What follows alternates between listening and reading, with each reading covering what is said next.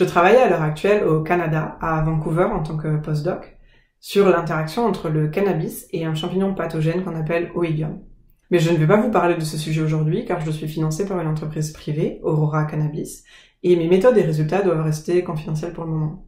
En revanche, comme mes travaux de doctorat sont déjà publiés, je peux vous en parler. Et j'ai fait mon doctorat à l'INRAE de Toulouse, j'étais financé par l'entreprise Syngenta. J'ai travaillé sur l'identification et la caractérisation d'un gène de résistance du tournesol à une plante parasite qu'on appelle orobanche. Cette plante parasite cause de nombreux dégâts dans les champs, surtout en Espagne et dans les pays de l'Est de l'Europe.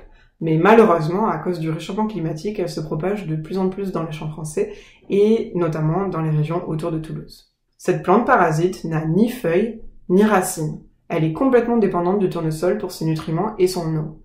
À la place des racines, elle a un organe qui permet de s'ancrer solidement dans les racines du tournesol et qui puise et détourne la sève pour son propre bénéfice.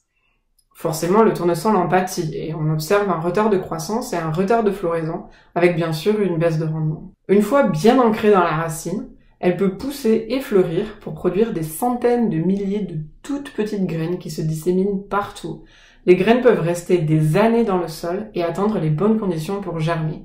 Elles sont capables de détecter si des racines de tournesol sont à proximité pour ne germer qu'en présence de tournesol dans les parages. Il existe différents moyens de lutter contre cette plante parasite, mais le moyen qui est le plus efficace à l'heure actuelle, c'est d'utiliser des tournesols génétiquement résistants.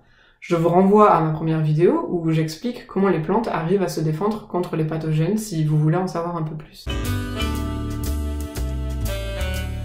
Mon doctorat s'est focalisé sur un gène en particulier, le gène OR7, qui était utilisé par Syngenta mais aussi par les autres entreprises. Je tiens à faire une parenthèse maintenant pour préciser qu'il ne s'agit pas de méthode OGM et que ce gène a été identifié, utilisé et incorporé dans les nouvelles variétés par simple croisement. Pendant ma thèse, j'ai pu en premier identifier où est situé le gène OR7 sur le génome du tournesol, sur quel chromosome et à quelle position.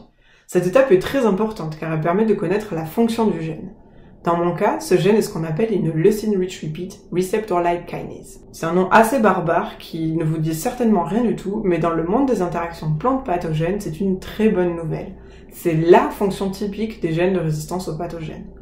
Ça veut dire que le tournesol, qui est une plante, est capable de reconnaître une autre plante pathogène de la même manière que les autres pathogènes qui ne sont pas des plantes. Ensuite, j'ai regardé plus attentivement la séquence du gène OR7 et je me suis rendu compte que les plantes résistantes avaient une version tout à fait fonctionnelle du gène, mais que les tournesols sensibles avaient une version incomplète du gène.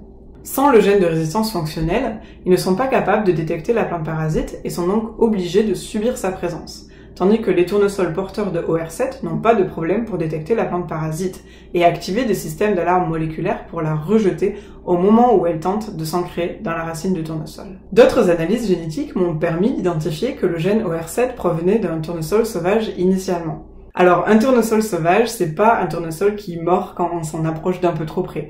C'est le nom qu'on utilise pour décrire que c'est une plante qui vit dans la nature et qui n'a pas été sélectionnée par les humains.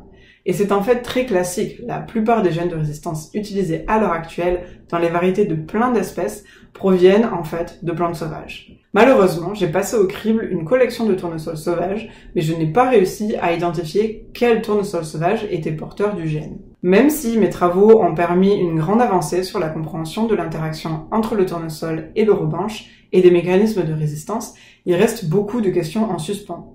Quelle protéine de l'orobanche est détectée par le gène de résistance OR7? Quels mécanismes physiologiques sont activés pour rejeter la plante parasite dans les racines? Quel tournesol sauvage a procuré le gène OR7 initialement? J'espère que toutes ces questions ne resteront pas sans réponse et que l'équipe tournesol de l'INRAE de Toulouse pourra y répondre prochainement.